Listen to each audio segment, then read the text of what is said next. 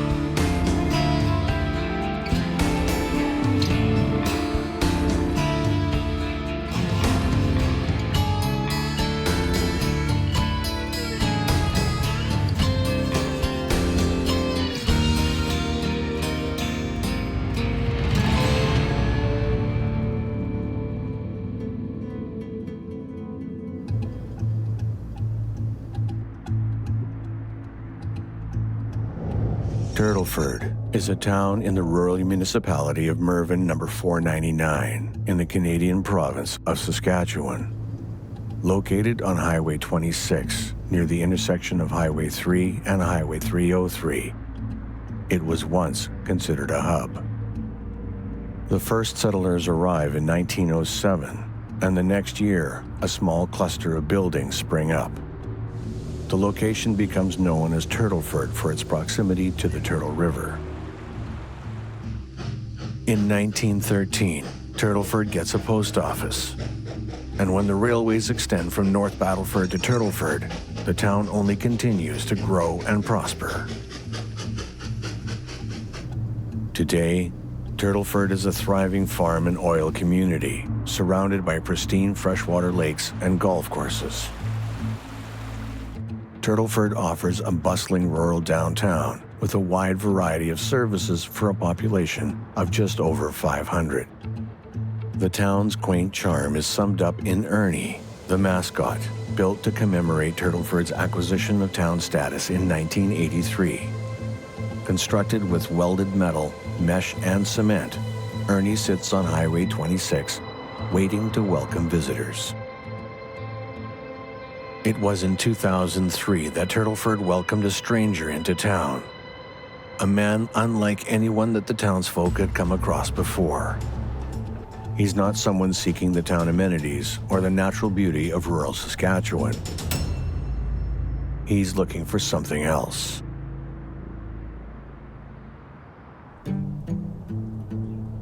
He's like a specter, mostly hovering on the fringes. If he's noticed by anyone, it's as a figure in their peripheral view, walking. He gave you an uneasy feeling. He definitely did. People wonder who he is, but never for more than a moment. Then they go back to their lives. Nothing much changes in Turtleford, at first.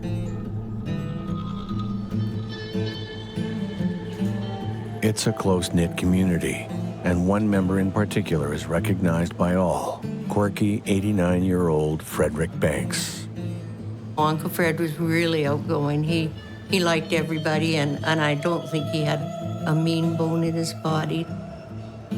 Really happy to see anybody, and if you stood and visited with him for a while, he'd talk to you. Yeah, he was always happy to see people. Fred lives alone and is an eccentric character. He's fond of cash and normally carries between $4,000 and $6,000 in his wallet, typically in the form of $100 bills. Many of Fred's bills bear his initials, FB, that he's written himself in ink.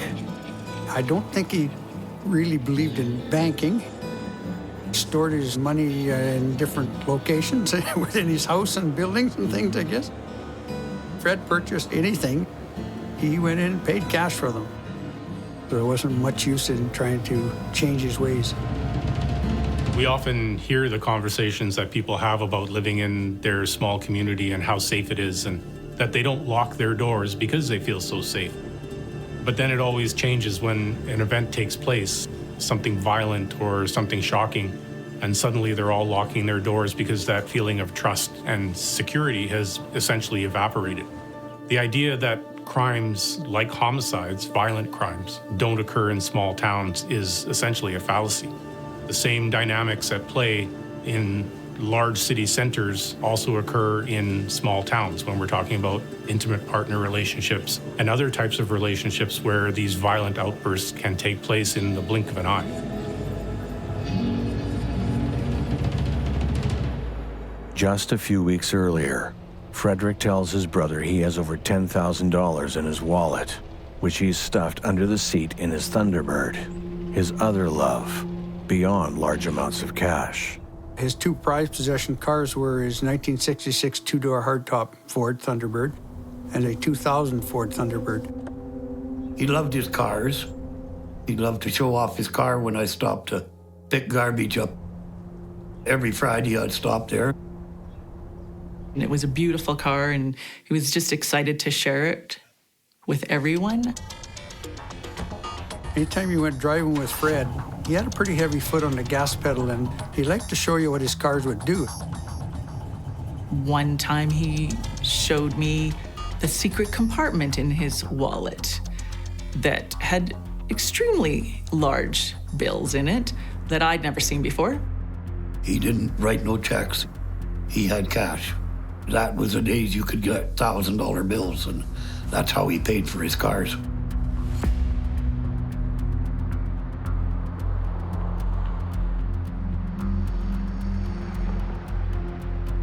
As Fred Banks and the residents of Turtleford go about their daily business, the mysterious stranger is seen here and there around town. He's spotted as a lone figure who lingers outside of a church on a Sunday. Noticed inside a store, he drifts through with minimal interaction. I seen him several times around town, and I went to the police. I was a JP at the time. I went to the police and I said, "You better go check that guy out. I said, he looks like he's up to no good."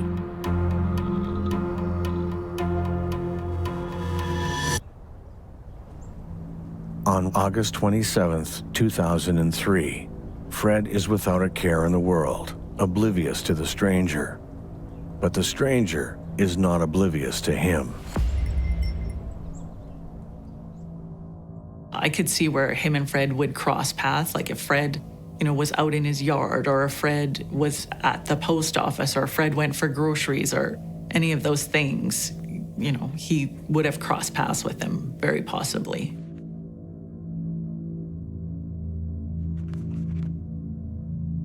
Frederick finds opportunities to show off his wallet of cash along the way. At the same time, the stranger navigates the town anonymously. I'm sure that this fellow knew that Fred had this money in his wallet.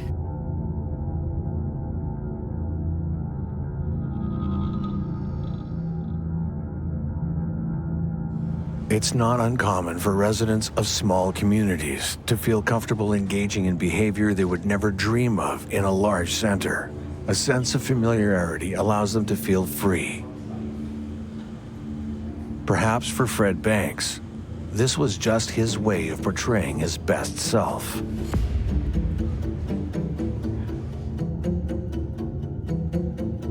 Fred makes small talk with all the Turtleford residents he meets.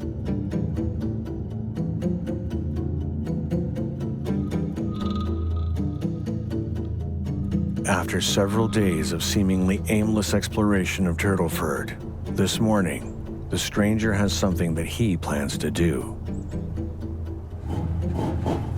Eventually, Fred heads home. Fred Banks is last seen at about 10 a.m. and nothing seems out of the ordinary. He was willing to talk. You didn't visit too long with him because, he didn't like to visit too much, but he'd be out cutting his grass, or I'd go in and change his water meter. Very kind man.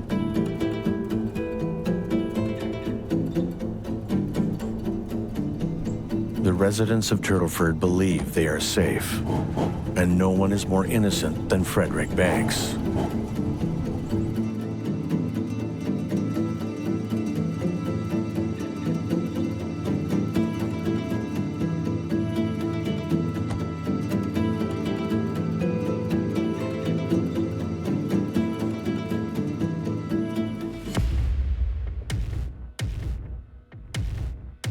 The stranger in town is stalking Fred like a lone predator, and the predator has finally cornered his prey.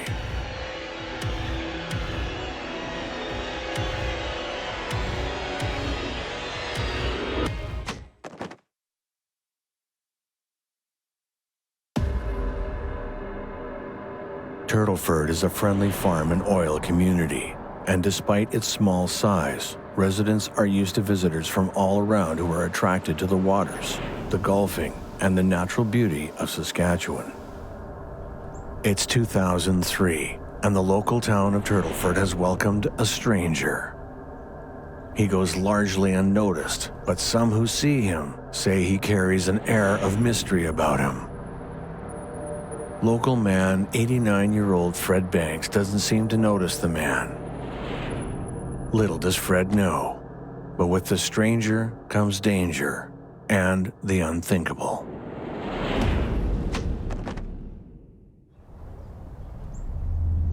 On Saturday, August 30th, 2003, people notice that Fred Banks isn't making his usual appearances around town. When Fred can't be contacted, family alert the authorities. Phoned a number of times, no answer. And so they were rather concerned. They kind of thought there's something not quite right here. The body of Fred Banks is found in his garage at 11:40 a.m. We'd left, I think, on the Friday previous. We were up in the Narrow Hills Provincial Park at a lake with all of my family except for my sister. So we were all camped up there. And we didn't know that anything was happening until the DNR came to our campsite, and they had a hard time finding us because we like to camp in remote places, and told us that Vicky, my sister, was trying to get hold of us. It was before cell phones, but they had a satellite phone, so then we phoned Vicky, and Vicky told us. It's one thing to die of natural causes when you're 89 years old, but it's another thing to die by being murdered at 89 years old. Vicky told us that something had happened to Uncle Fred and that he was dead. She didn't say he was murdered. I didn't hear that anyhow. And she was very upset. But he'd been sick in July of that year, and I didn't know exactly what had happened to him. Like, I was worried maybe that I don't know. No one is expecting there to be a murder in peaceful Turtleford. People wanted to know how this happened. How could it happen? Why did it happen? How could anyone do that to him? It's just spread. People, what's going on? What's going on? Well, Fred was murdered last night. You only have to tell one guy and the whole town knows. Police inspect the murder scene. The most important thing is preservation of evidence, because this tells the story of exactly how Fred Banks has died. And there may be DNA samples, with the way his body has fallen, if there is a weapon that is concealed. There is a lot of things that the professionals of forensic experts and law enforcement need to go through before we can remove the body from a scene. The Thunderbird is open. Various envelopes and papers are strewn about the front passenger side of the vehicle, and the wallet belonging to Frederick Banks is found empty. I didn't have concerns about him being in Turtleford showing people that he had large amounts of money, because everybody knows everybody, right? The injuries to Frederick's head and face are extensive. A bloody pickaxe-type hammer is found near the body. A lock blade-type knife is under his hip. Police send items from the crime scene for DNA testing.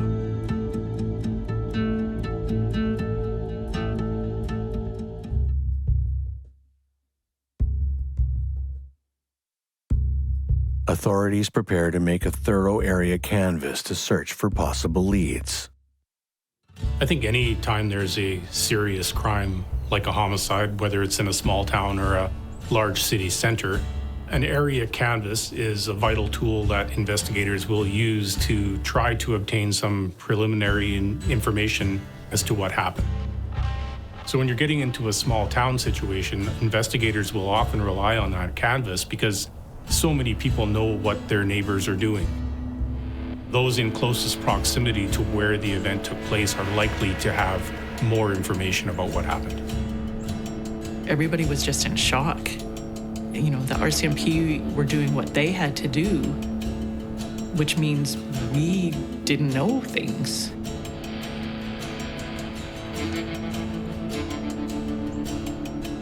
The police interview a number of people who report they've seen a stranger in Turtleford the days prior to the discovery of Frederick's body.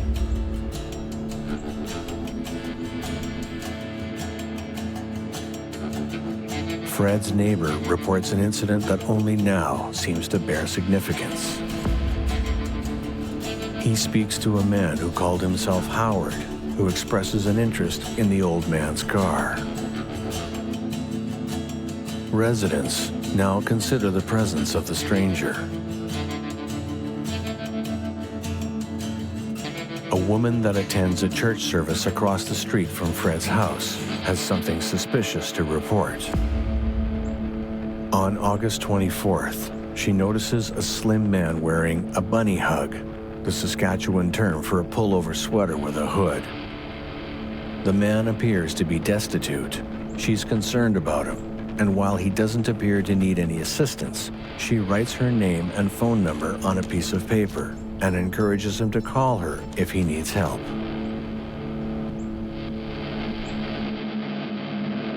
The officer takes down the description of the man in question.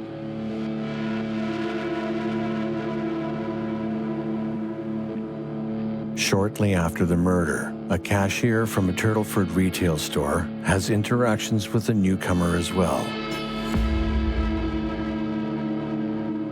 On Wednesday, August 27th, he sells a visitor a backpack.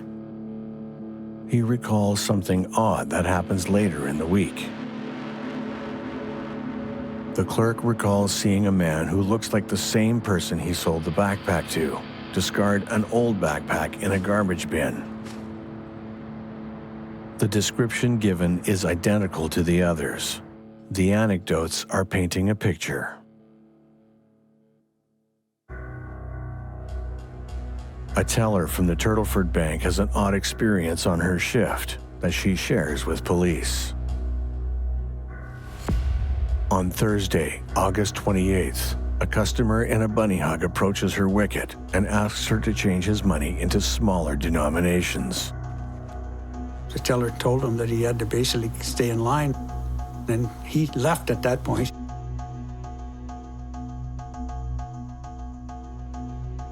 Police follow the trail.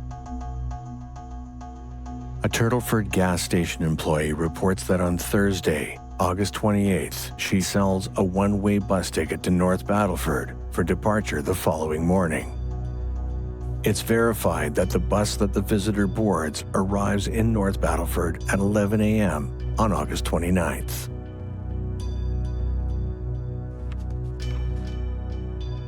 Authorities have a good idea of what the suspect looks like and share this information with other jurisdictions in the hunt for a suspect who is on the move.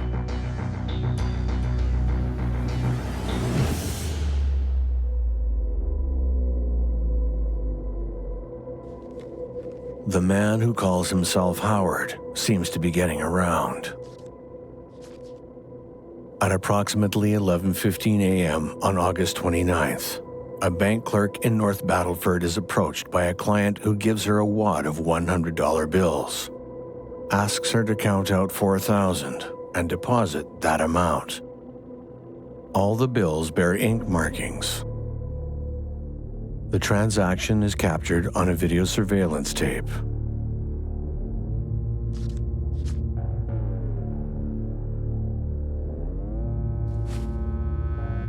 On August 29th, a customer named Sangster checks into a room at the Beaver Hotel in North Battleford. A North Battleford resident reports that on a late August afternoon, about 2 p.m., she goes to a North Battleford hotel bar for a drink. She enters the back alley behind the hotel to smoke a cigarette, and there she sees a stranger discard a backpack in a dumpster. She calls out to him not to do that, so he retrieves the backpack and disposes of something from it. Then the man approaches her, hands her the empty backpack, and leaves.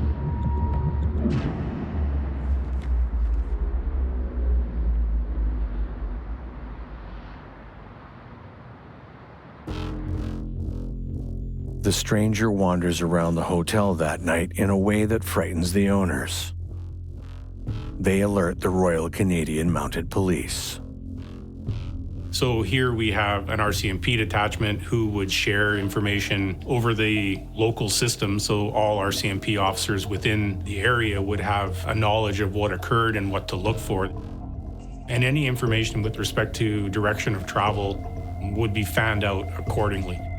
Having established themselves as the lead investigating agency or detachment, any information received would come back to the investigators, and they would be responsible for sort of coordinating who gets notified next or where to deploy their resources as they feel are necessary.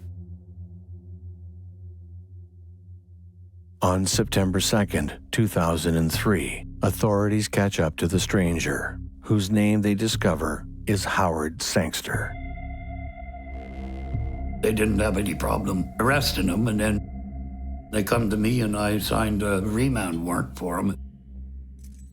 While the hunt for the suspect is on, forensic testing is conducted on the weapons found at the crime scene.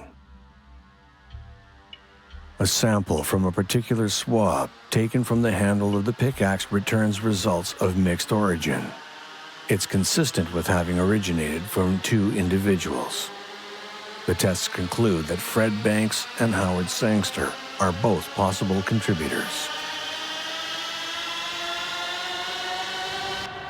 Back in Turtleford, Fred's death is having a real impact on the residents. It shook me because Fred's house is just down the block from here. And I understand that he was gone, but I still struggled after a council meeting to go outside to my vehicle, which is parked behind the office, because it's a little bit dark. I knew there was no danger there for me, but it was hard for a long time to do that. And I think as a community, it was difficult for us to comprehend how anyone would hurt such a sweet man.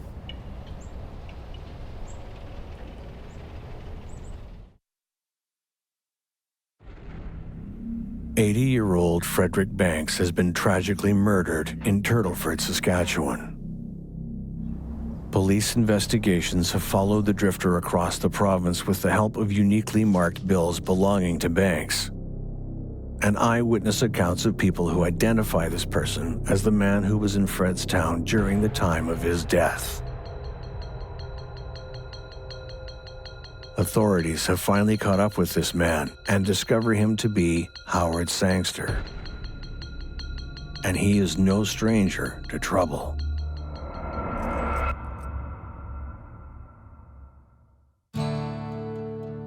Now in custody, authorities learn that Howard Sangster had a notable past. Howard Sangster is arrested and charged with bank robbery in New Glasgow, Nova Scotia in 1995. But Sangster is found not guilty by reason of insanity. Afterwards, he moves into a rooming house.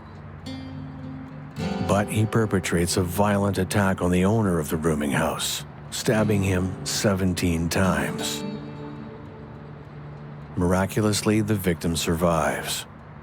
Sangster is committed indefinitely to a psychiatric hospital. But he's released 6 years later when medical professionals decide that Howard is ready to rejoin society.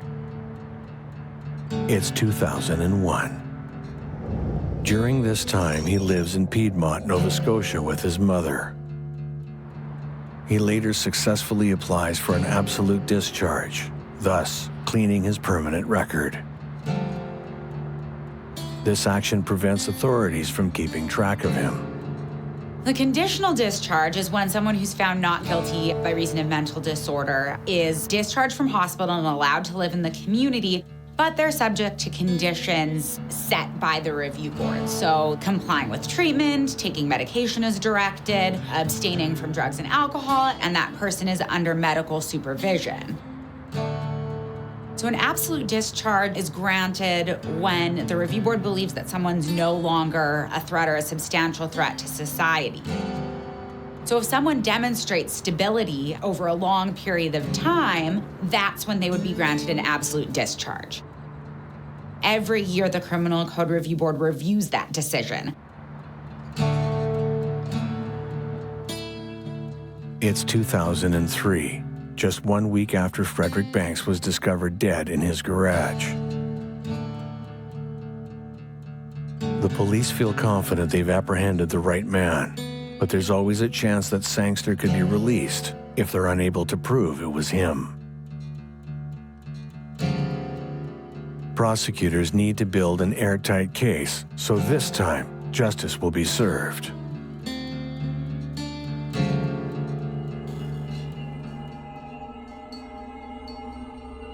Fred Banks' neighbor recognizes Howard Sangster as the stranger who spoke to him about Fred's car. This identification will be important testimony for placing the suspect in Turtleford.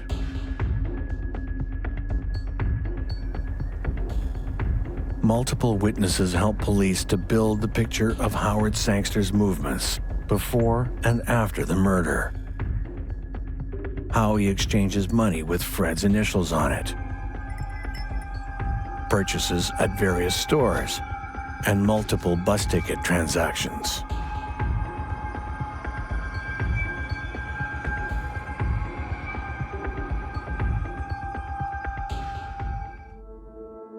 A pathologist analyzes the nature of the wounds that appear to have killed Fred Banks, and investigators analyze blood splatters at the scene of the crime.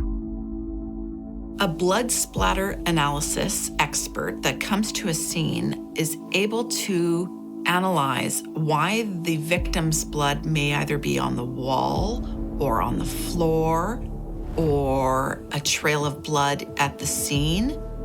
They're able to relay the events in a chronological manner so we understand the violence that the individual has gone through. In addition to blows to the head, expert examination identified 3 wounds to Frederick's neck. The expert in blood stain and pattern analysis will look at a scene and be able to tell specific details.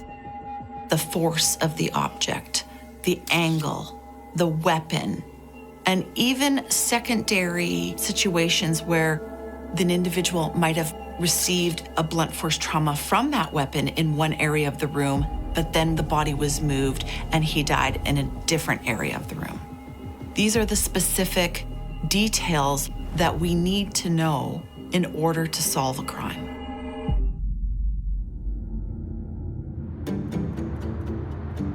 With the violent history of Howard Sangster, the multiple witness identifications in Turtleford, and along Sangster's escape route, combined with the forensic evidence, makes the case against Howard Sangster look irrefutable. But Howard Sangster has been held not criminally responsible for his crimes in the past. Sangster is given a psychological assessment. In Canada, there are two different types of psychological assessments for adult offenders. There's a not criminally responsible assessment and there's a fitness assessment. So not criminally responsible assessment deals with whether or not at the time of the offense, the person had the capacity to be morally culpable for their actions. A fitness assessment, on the other hand, deals with whether that individual understands the trial process. So a finding of not criminally responsible means just that, not criminally responsible. So that's not a conviction or not a finding of guilt in the eyes of the law, because that person, what the court is saying is that they didn't have the mental capacity at the time of the offense to be morally culpable for it. So it's essentially a finding of not guilty. Will he be fit to stand trial for the murder of Frederick Banks? Or will he go free?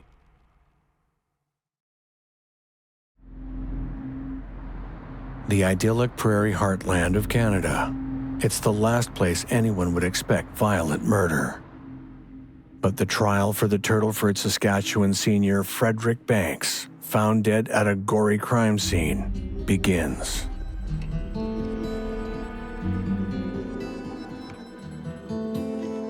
Howard Sangster looks like the guilty party. He has a violent past. Although that crime has been expunged from his record for reasons of insanity, he walks away from those charges. It seems likely that if he goes free again, that there will be a significant risk of serious physical harm to the public. Howard Sangster must first pass the psychological assessment to see if he's fit to stand trial for his actions.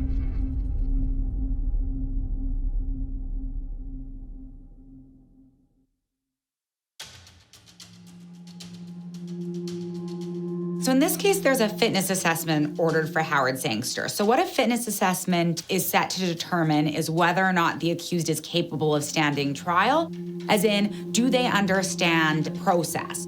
So it looks at whether they understand the charges against them and the roles of the participants in the trial. So they understand what their lawyer does, what a judge is supposed to do, what a Crown prosecutor does, and basically why they're there and what's happening. If an accused is deemed unfit to stand trial, it doesn't mean necessarily that they're walking away from the charges, especially if it's serious charges. What happens then? They're often detained in a psychiatric institution until they're deemed fit to stand trial, so until they're properly diagnosed and medicated.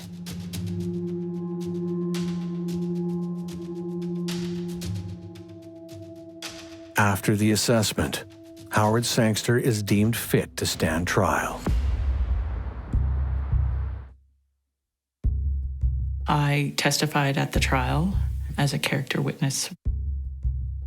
I remember walking into the courtroom and looking at Sangster and thinking, he doesn't even look the same. That was difficult. I mean, to go to court and testify when I've never done that before was difficult. And brought everything back up, right? Everything is there. You think you deal with it, and then it's gone again, right? It's gone, and then it's right back up at you. Howard Sangster is charged with first-degree murder, which is then reduced to second-degree murder for the murder of Frederick Banks. The facts are presented to the jury. Frederick Banks is found dead with extensive injuries to his head and face. His vintage Thunderbird is found unlocked with various papers and envelopes strewn about his garage. His wallet, which is famously stuffed full of thousands of dollars of initial bills, is empty. A bloody pickaxe is found nearby, and a lock blade knife found under his hip. A pathologist testifies that the 3 wounds to Frank Banks's head were caused by a sharp, straight instrument. Banks's death occurs rapidly and is caused by a very, very considerable force applied to the brain, and that the bloody pickaxe could have been the murder weapon. A Royal Canadian Mounted Police bloodstain expert testifies that blows from the pickaxe could account for the kind of bloodstains found at the crime scene. Howard Sangster appears to be or look like a man who was noticed around Turtleford the week before the murder.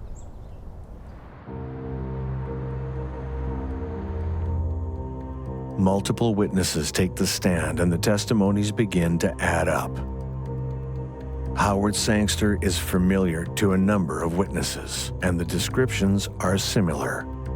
A man in his 40s with a slim build, who looks like he lives a hard lifestyle, is unkempt, unshaven, and wears a dark-colored, tattered bunny hug.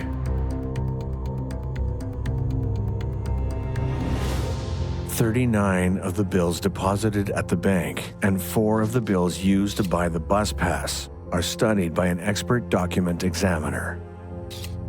All but 1 of the bills carry ink markings that prove to be overwriting, or writing applied over existing letters. On all but 9 of the bills, the initials FB are overwritten. Police subsequently find the bag containing Sangster's discarded clothes from his change into fresh clothes in the North Battleford store bathroom. During the course of the investigation, these items and a number of others are sent for DNA testing. A doctor and civilian member of the RCMP give expert testimony and presents her analysis of the case through the DNA samples.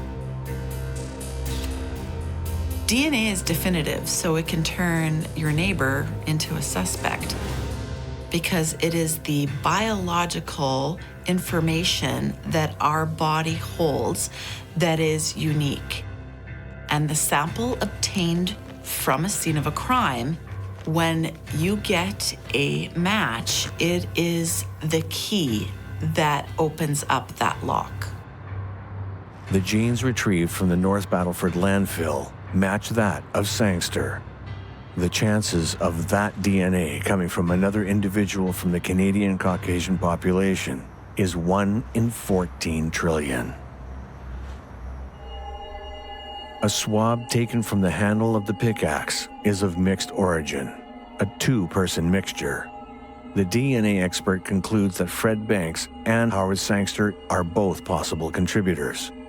She goes on to explain that if the jury imagines the DNA came from other individuals with the identical profile to Banks and Sangster, it is a 1 in 1.6 trillion chance for Banks and the 1 in 1.4 trillion chance for Sangster. In the prosecution's closing address, Frederick Banks's death, the time of his death, and the key issue, the identity of the killer, are the main elements. The murder is seen by the Crown as a case of robbery gone wrong, and the case against Howard Sangster based on opportunity and motive, Sangster's appearance of being destitute, and Frederick Banks's flamboyance with his cash. Sangster's movements after the crime connect the dots. Howard Sangster is found guilty by the jury of second-degree murder and sentenced to life without a chance of parole for 10 years.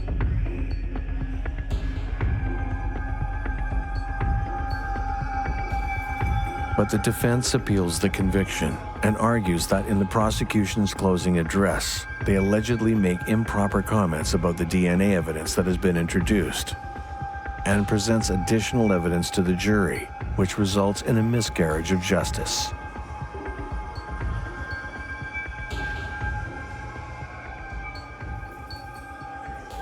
The appellant Howard Sangster asks for a new trial. Every accused person who's convicted of a crime has the right to appeal. In a serious offense, an indictable offense such as homicide, it would go to the Provincial Court of Appeal first, and then depending on how that goes, up to the Supreme Court of Canada. Now, while every accused person who's convicted has the right to appeal, whether or not an appeal is granted is subject to very strict guidelines, both in the criminal code and in the common law. So the accused has to point to either an error of law made by the trial judge, or they can appeal on an error in fact, but it's much, much more difficult because deference is owed to the decision of a trial judge. And it's also very difficult to appeal a decision by a jury.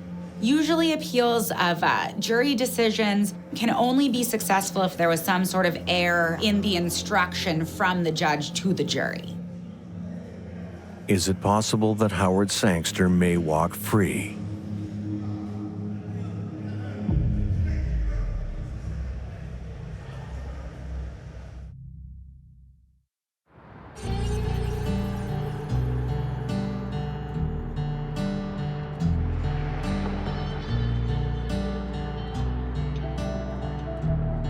The Court of Appeal finds that in attempting to explain the complicated testimony of a DNA expert, the prosecutor moved beyond the evidence which had been given and involved himself in a discussion of technical analysis and explanations. The court ends up ruling that the prosecutor's comments did not result in a miscarriage of justice and were tempered by the instructions of the judge. Although the prosecutor went further than he should have, the whole situation is considered, and it is decided that the jury was not improperly influenced by the comments. The appeal is dismissed. Sangster's past victim, who miraculously survives his violent attack, and the unfortunate Frederick Banks is not so lucky, finally receive a kind of justice, with the public now free from the threat of violence. When I think about Fred, I think about how much he loved his family and loved his cars, loved being part of the community where he knew lots of people. And I think about that smile and the laugh. But after the visit from Howard Sangster, the rural town of Turtleford will never look at strangers on their streets in the same way. Every time you see a stranger come to town, everybody wonders, who's this guy? I mean, in the last few years, we've had all kinds of people moving in and out, and everybody, well, who's this guy? Where's he working? What's he do? And everybody asks the same question. Who's that guy? Oh, well, that's so-and-so. But I don't know half the people work in town anymore. Howard Sangster leaves behind a legacy of fear. And as their small town expands and grows, the residents of Turtleford grow with it. They bond tighter together as a community, in vigilance and to look out for their own.